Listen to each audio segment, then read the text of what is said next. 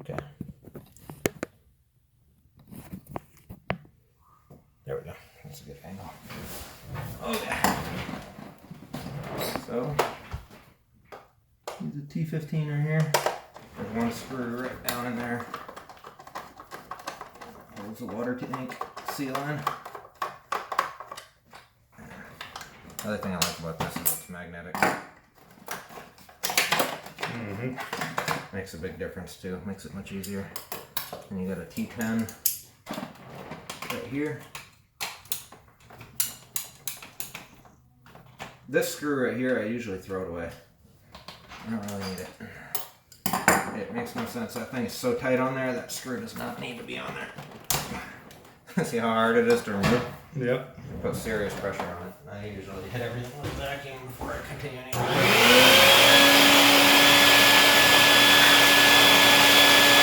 Taking this brush.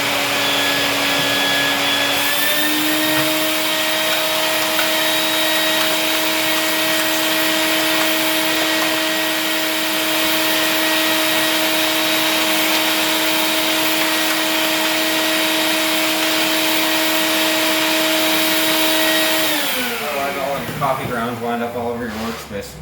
Yep. Which they're still gonna anyways, but this just makes it a little better. Yeah, we did vacuum before we... So you don't take, I'll make sure you can see this on the video. Take out this screw and the one underneath there. You do not take out these top two screws. So this is where you want a long handle screwdriver. Not this one so much, but the next couple I'm gonna pull out. The shorter ones work, they're just a little more awkward. So you see that in there, that screw? Yep. Grab that screw down there. The way it works is these two screws hold this upper mechanism in. And there's one more screw. I'm going to remove this grip tray and stuff. One more screw right down in there. Yep. I don't know if you can see it in the video. Oops, you know what? I just realized that's probably right in the way. Alright, so it'll get that one. Now this one is very important that you put back in because this sets the height of the brew unit. Some people will forget to put that one back in.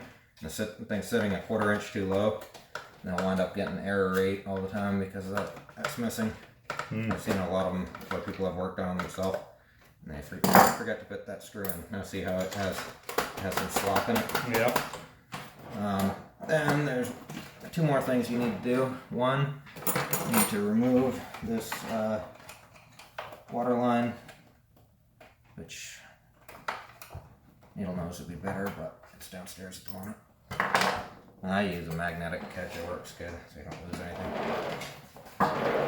And back here, make sure this is in the video. This right here locks this piece on. This is the encoder. Brew unit encoder. Sometimes you gotta put a screwdriver on these little tabs right here. Yep. Get them to release. Get that out. Then after that, you slide this down. Don't pull it out. You'll crack the little plastic tabs on it, which I'll show you in a second. Pull that down and remove it, so you can break off these edges if you're not careful. I've done that a couple times. Then this is where you're gonna need your T20. And this is the one I was telling you you're going to need a lot of leverage on. Let me sneak in here and grab the... I just tossed it in here. Oh, there it is. This wrench. So this is why I was saying it's nice to have a hex one. Yep. Because you can get this off of here without it. But if they've been on there for years, I mean, you can try that. See the amount of pressure it takes to break that thing. See what I'm saying? Yep. It's tight. Yeah. So... And you gotta make sure you torque. Oh, hey, hold on. Is that the right? Hey, I found out why the water pump was running. Yeah. The city water seal was slightly open. As soon as I closed it, I heard the pump stop. And it didn't even start. Yeah. I got the wrong one. I'm gonna dig in here again. I got the wrong screwdriver. Or the wrong. Or I probably put it back on here. I'll point this out now, okay?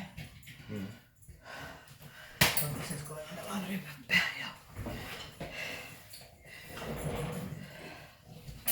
I think this is actually a metric. That's why. Yep, it is. It's 5 millimeter.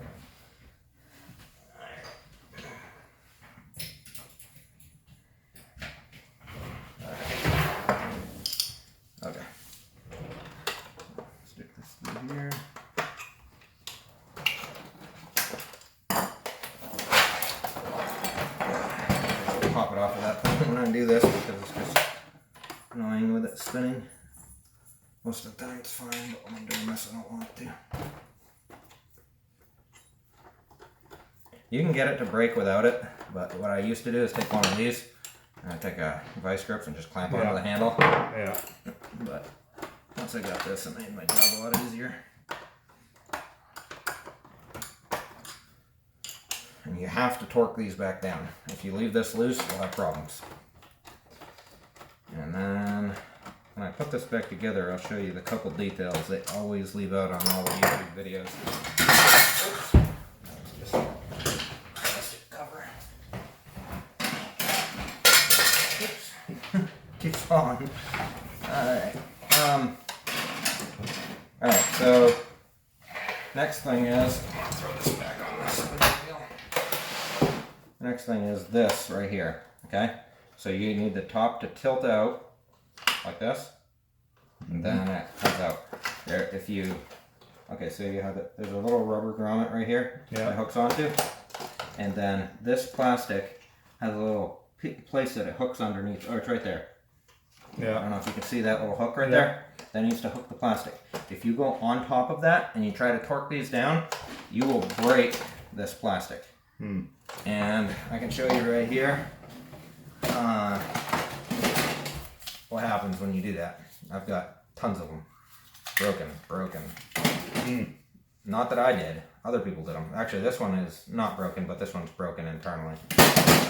But I just saved them because they got good motors on them. They get good wheels on them, so I can see them. But I've come across a lot of them like that, so I have to replace those quite often. I just leave that out like that. At that point, there's nothing left holding this thing anymore. You just pull it out, and the top hooks in. See that? See the little tabs right there? Yeah. This just sits in there. So you gotta get that past it. See?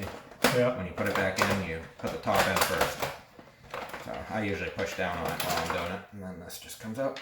And I had already disconnected that water line here. When you put it back together, you're going to take this water line, which comes up to here. I'm going to remove this. And it's a lot easier to hook this onto it first, and then push it through. You see what I'm saying? Trying to hook that on underneath there. That's the way I used to do it because I didn't know. Yeah. And that is miserable. You don't want to do that. Alright, so I did all that to get to this point. Alright, so can you see that okay in that video? Can you see it? Yeah. Yeah. Alright, so this just slides up. It's got little tight tabs on it. You kind of push it. And you'll feel it locks on there. Yeah. Alright, take it off. And this, you remove by, I'm trying to make sure I cover every detail. Remove by doing that. Alright, so the way it goes back on is it hooks on the bottom first, then it snaps onto the top. But the easiest way with it is with a screwdriver. Yeah. Pop that off. What I do is, if any of this stuff is dirty as I'm disassembling it, I go ahead and clean it as I'm disassembling it. Wipe the grounds off of it, make sure it's clean. Hit it with a vacuum, whatever. Alright, so then I'm going to show you this too. There's a home position to this thing. It goes up, down. It's 1, 2, 3.5 threads right there. Let me put that on the camera so you can see it. You got to make sure when you put it back in the machine, you got it at the home position. If you're one thread off, then it's going to be constantly going to the wrong position. You can see this isn't open properly. And you can kind of tell because that'll line up perfectly when you're 3.5 threads. Alright, so then to release this thing, first things you do, you take this, you stick a screwdriver right here, pop it, the screwdriver right there, pop it. This is fairly detailed, so you definitely want a video for this. Then the next stage is there's locking tabs. There's 4 of them. There's 1, 2, 3, 4. How you do them is I always move this down, get it so you can see how you can see that tab now, right there. Make it so you can reach both of them at the same time. And you just pop and you pull backwards on them. I don't know if you want to try that. Watch. Pull outwards and push up. Pull it towards you and push up. Yep. Alright, that's how they work. And then this one, same thing. Now this last one, kind of a pain in the neck to get to. There it is. Let's see. It is in line with this point right here. But you have to get to it by sticking a screwdriver in here, and you leverage it this way to push it, because you're pushing it that direction. So you're pushing it that direction. I'm trying to make sure the video catches it. Alright. See that? Yeah. It's not that bad once you know where it is, but now that you can see it, all you're doing is just pushing it that way so the tab releases. Like I said, as I'm going, I always wipe these down. It's so much easier to have them clean when you're going, and then when you put it back together, all you do is just assemble it. You don't have to stop to clean anything.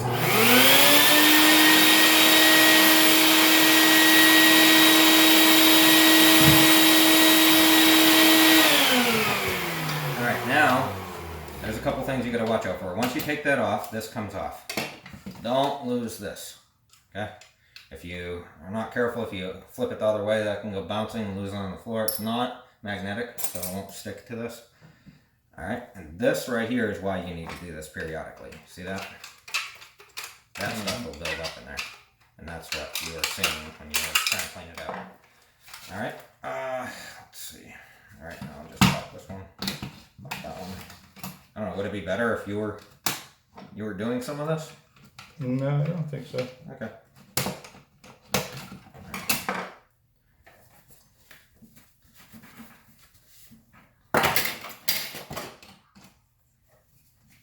And oh, this right here, you see that grease on that slide right there? Mm-hmm.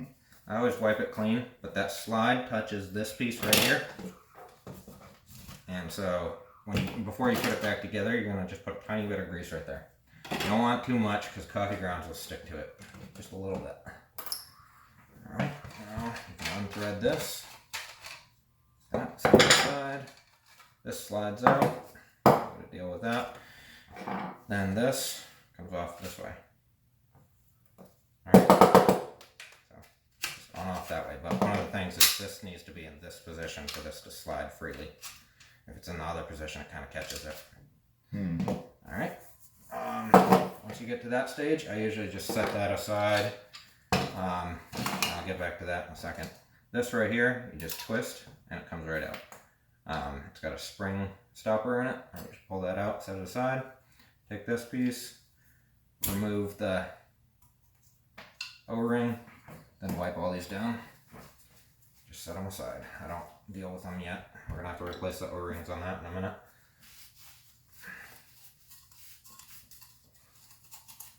Alright, set that aside. Alright, now I usually just wait until I got everything disassembled and I vacuum the counter. So is that what makes the thing more noisy? Oh yeah, yep. Okay, because I noticed it's getting a lot more noisy. See, this only goes one direction. I'll just demonstrate, right? Yeah. So it won't allow you to go backwards. Okay. Those little locking tabs. And then when you brew, see how this has a notch in it? Yeah. That pushes down like that. That's the brew position. It's not sealed until it hits that position. So if there's coffee grounds stopping it from going all the way down, then it'll leak a little. And you'll lose coffee strength. They say that you should do it about every 4,000 to 5,000 cups. I mean, you could do it every 3,000, but maximum 4,000 to 5,000. Kind of like changing your oil. It all depends on how much coffee you make. Some people that's 5 years, and some people that's a year. You guys, it's probably a year. Yeah. Alright, so now, did you see what I did? Sorry, I guess I got carried away just starting to do stuff. Yeah. So there's locking pins that were on there. Yeah. I just hooked them with a flat screwdriver, popped them off. Yeah.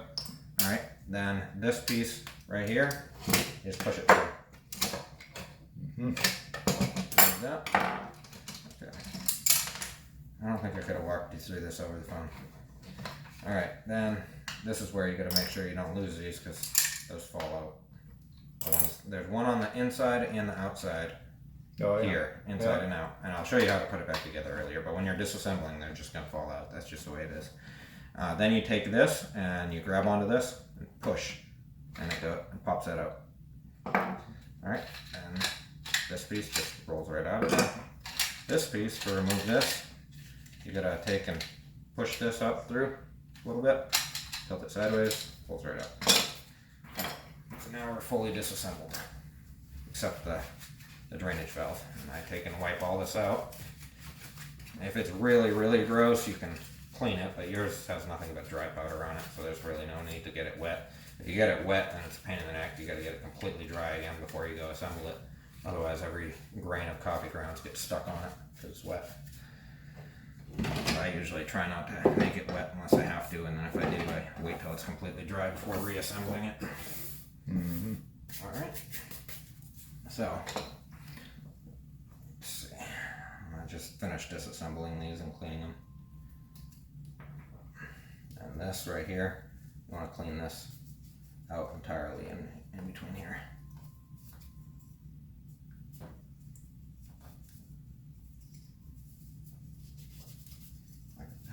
I mean, you don't have to get every single grain of coffee off of it, just decent as you can get it.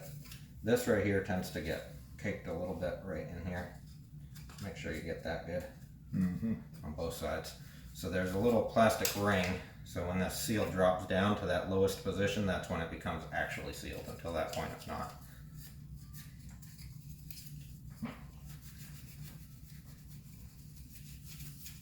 And that's why you have to make sure you're in the proper start position too. Because otherwise, when it goes to compress the coffee, it won't go all the way down. And then it'll be pumping coffee, but part of it will be just going in your drip tray. And all it is just wasn't assembled properly. And I've had people bring me machines that they tried to fix themselves, and that's all that was wrong with them. Nothing else wrong with them. They just didn't assemble it right because of the lack of information on the YouTube videos that are there. They don't tell you about making sure that it's proper when you put it back in. They just real quick run you through how to replace the seals, and then they're over. You gotta figure the rest out yourself.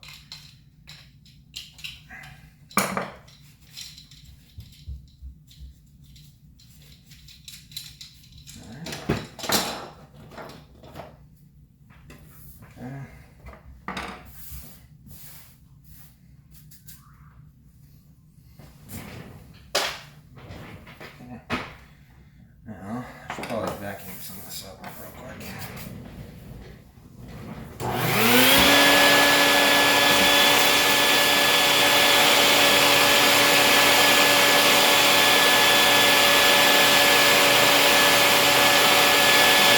Every single machine again. Regardless of what's wrong with it.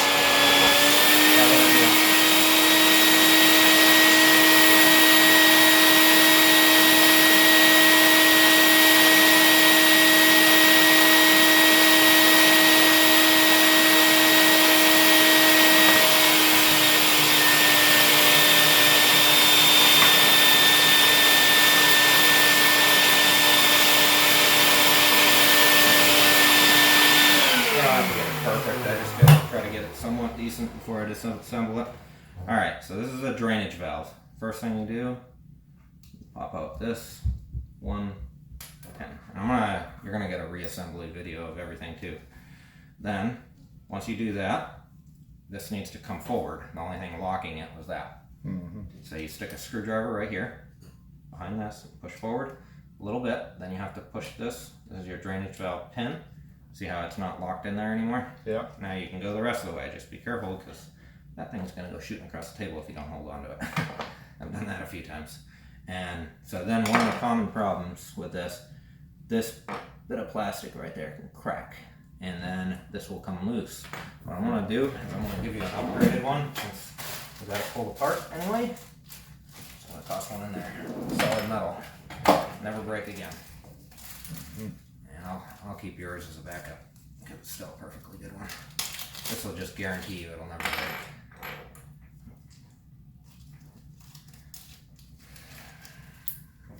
break. Okay.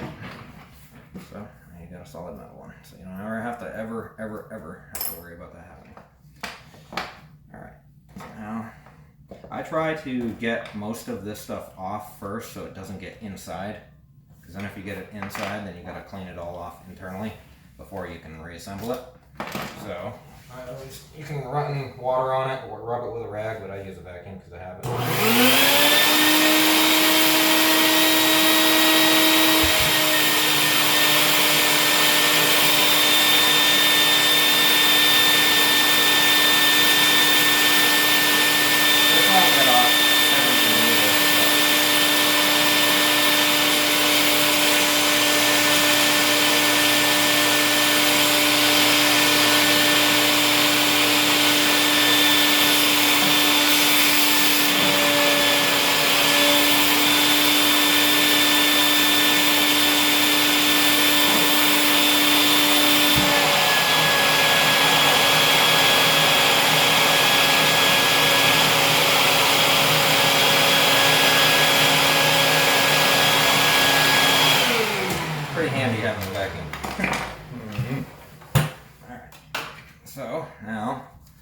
The last residual little bit of stuff that I can't vacuum off, I always just wipe off. Alright, now I'll take and pull the rest of this apart. And the reason I didn't want to do that first is because these things will get plugged up with coffee grounds and then will affect your flow of water. Alright, so there's one piece, and you just take this, pull it off the end. There's another piece. This one right here is always tricky. You gotta pull it off. The problem is it's really tight. So what I use is this utility knife. I take it, I use it to separate the joint just a little bit to start it, then pull it off. They get caked on there after a while. Alright, then all those are assembled, so now we gotta start looking at the seals. I don't want those. Alright, what I do is I get a pack of seals, and I will give you a couple of these to take home with you. A couple of those, a couple of those. You can hang on to that. That'll allow you to do this 2 times. So, alright. I just take it and dump all these into a container of some sort. Molly coat stuff. You can reuse it. You don't have to throw these away each time because it gives you enough to do it like 10 times just in one pack. And when you buy the kit, so that's different than the grease. This is a grease. It's just a better one. Oh. Yep, that's a better one. Because you got the food grade grease. Yeah, this is a food grade grease also, but you'll see why. This is for the only purpose of it is for lubricating these 2 O-rings. That's it. So that's what I was saying. You put a tiny bit on those 2 O-rings and you get a whole pack, so no point throwing it away after that. Alright, so now you got to remove every single O-ring in here. There's one on all 4 sides. That one out. That one out. And you don't necessarily have to change these ones. They're not that bad, but since we've got it pulled apart, might as well change all of them while we're at it. Because 90% of it is the work to get there. And the cost of these O-rings is so insignificant, there's no point in not changing it. Alright, look inside every one of these, change them all. Alright, and there's one right here. Now, this one can be a little awkward to get off of there. It's tight in there.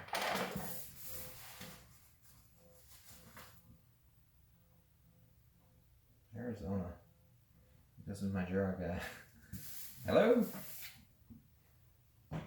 Yes. Oh. Not great, but somewhat okay. Are you calling because you just got back? Yeah, that's what I was saying. Are you calling because you guys you said you were unavailable in the morning.